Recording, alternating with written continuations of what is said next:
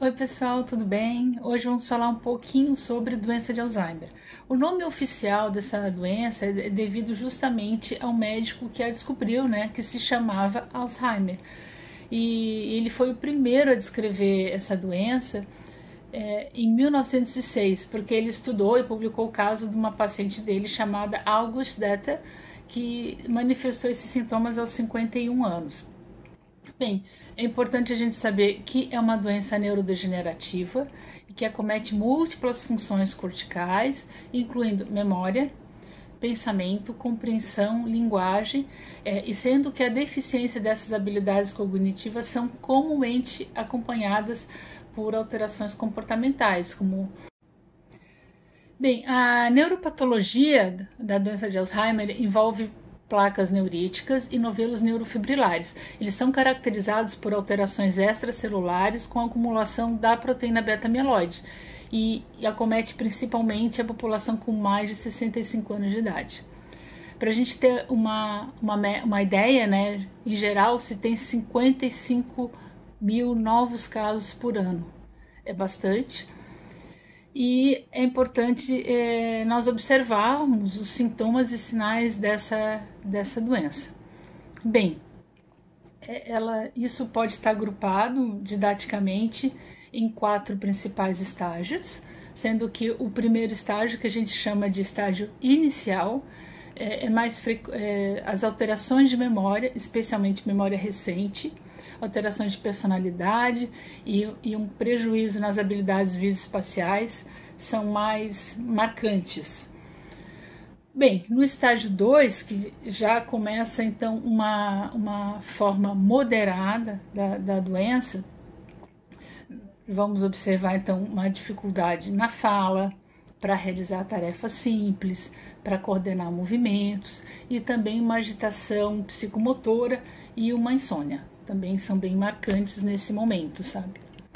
O estágio 3, na realidade, já começa a caracterizar uma forma mais grave, em que a gente pode observar uma resistência à execução das tarefas diárias, há uma incontinência urinária, uma continência fecal, há uma dificuldade para comer, uma deficiência motora progressiva, né? Isso no geral.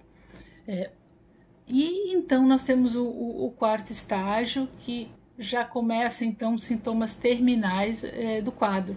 Então o paciente já fica mais restrito ao leito, ao mutismo, a uma dor na deglutição, as infecções começam a se tornar recorrentes. Bem, como é que se dá o diagnóstico da doença de Alzheimer? Bem, na realidade, a doença só pode ser diagnosticada por exame do tecido cerebral. Isso é obtido por biópsia ou na autópsia pós-morte. Então, na realidade, hoje os médicos se baseiam no diagnóstico por exames de neuroimagem, exames laboratoriais e também pela avaliação neuropsicológica. Na avaliação neuropsicológica é feito um mapeamento das habilidades neuropsicológicas desse paciente, inclusive auxiliando o diagnóstico diferencial nesse caso, né? Então são vários aspectos, desde a questão do coeficiente intelectual, que pode informar se houve um declínio prévio, né, em relação ao padrão do paciente.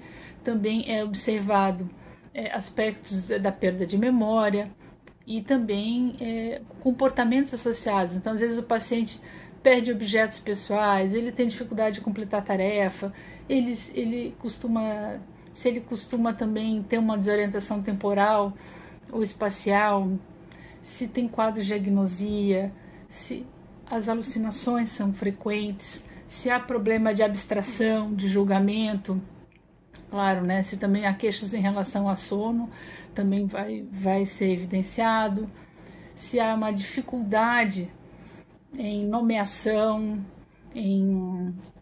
se há parafasias, se, por exemplo, há uma perda de iniciativa, de motivação, se temos sintomas depressivos nesse momento, se há um incremento da agressividade, há uma desinibição, às vezes ele pode estar com uma síndrome frontal, já está frontalizado, se também há uma redução de interesses nas atividades de vida diária, se há o crescimento das dificuldades motoras, enfim, esse e outros aspectos também importantes são abordados na avaliação neuropsicológica.